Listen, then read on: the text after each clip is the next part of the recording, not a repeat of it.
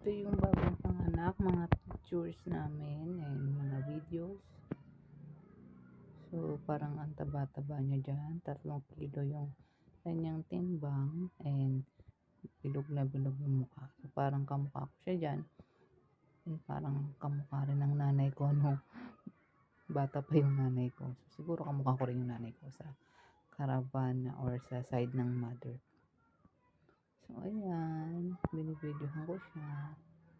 Ang cute-cute niya. Liit-liit. And mataba siya sa camera. Pero sa personal, hindi naman siya ganun kataba. And hindi rin naman siya ganun kaputi. Namumula siya kapag umiiyak. So, nung pinanganak ko siya, sabi ng mga doktor, ang pula-pula daw niya. Siguro, syempre, iyak siya ng iyak doon nung nilabas siya sa tiyan ng mami niya. Kaya, namumula siya. So, yan. Peaceful lang yung tulog niya dyan. Nakadapa siya sa akin. Yung ibang mga pictures, mga kuha yan ni ate. Yung mga videos.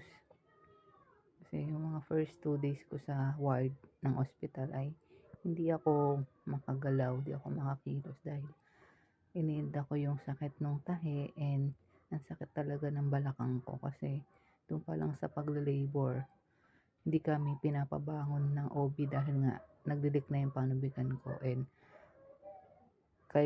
kapag iihi ka dapat dun ka sa diaper mo umihi. So, ganun. Hirap. Pero, worth it naman. Kasi, super cute ng anak natin. And, sana wala siyang malubhang sakit, no? So, yan. Cute-cute niya dyan. Cute ng pisngi. And, namana daw niya yung eye bags niya sa akin. So, bata pa lang, puyat na, no? Yung ilong niya, parang pango, pero sabi ng mga nurse and ibang mga nanay, matangos daw yung ilong ng baby namin. So, anyway, kahit matangos or pango, okay lang yan. So, yan, gabi yan, dun sa ward, binibidyohan ko siya and sinesend ko sa mga GC namin. Sinesend ko rin kay dad, kasi di namin kasama si dad sa ward, kasi siya yung runner namin kapag may kailangan kaming pagkain or gamit sa ospital. Si ate yung bantay ko kasi siya yung nag-asikaso ng mga papers. So, yan siya. Cute-cute niya matulog. Pero grabe naman kung umiyak kasi talagang maingay and malakas ang kanyang boses. So, yung katabi ko na nanay ay kambal yung anak niya. Pero yung unfortunately namatay yung isang kambal. So, hindi ko na masyadong isi-share, no? So, basta yun. Yung mga iba-iba kaming kwento dito sa ward. So, sa ward na yan, lahat kaming mga pasyente dyan ay nasa-cesarean. 8 kami dyan sa ward. And sa kabilang kwarto, yung mga nag-normal delivery. Ayan, no? Cute ni baby. Malaw-galaw siya dyan. And haggard na talaga, no? Ganyan talaga pag bagong panganak. Parang minamanas yung muka. Yung mga videos na treasure natin, no?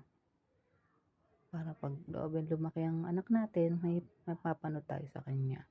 So, yan ang magana yung kamay ko dyan sa dextrose, kaya pinalipat ko na sa ibang ugat. So, yan, umaga. Pipicture na lang. Pero di pa nakakaliko dyan si baby. Parang pula-pula niya dyan. And minsan depende rin kasi sa camera and sa ilaw. Nakadepende yung kulay ni baby dyan. So, dito, yan, sa camera yan ni ate. Para siyang Koreana dyan na malaki ang mata. So, malaki rin yung baru-baruan sa kanya. Yan, mukha siyang Koreana, no? Ang cute. Liit-liit. Ang bilog-bilog niya dyan. Tapos, balbon din.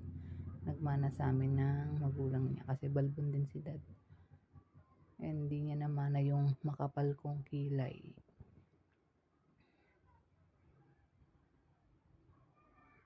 So, sarap lang din magkaroon ng baby at the same time. Mahirap din kasi talagang susuong ka sa pagpupuyat and sa sakit ng katawan dahil kailangan mo mapadede siya ng maayos kahit magkanda kuba-kuba ka sa pagpapadede, talagang magtitiis ka kasi kailangan niyang kumain, kailangan niyang dumede para may lakas siya at kailangan niya rin siyempre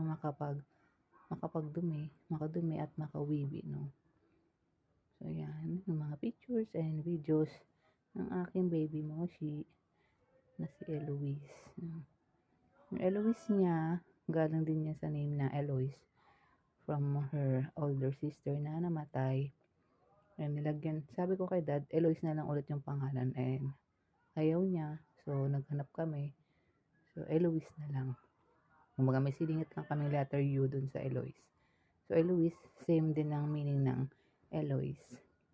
Warrior, no? Yan. So pinicturean ni ate yung daliri niya. Nagmana din siya sa side namin, sa father side na mahaba yung daliri. And maganda yung kuko niya.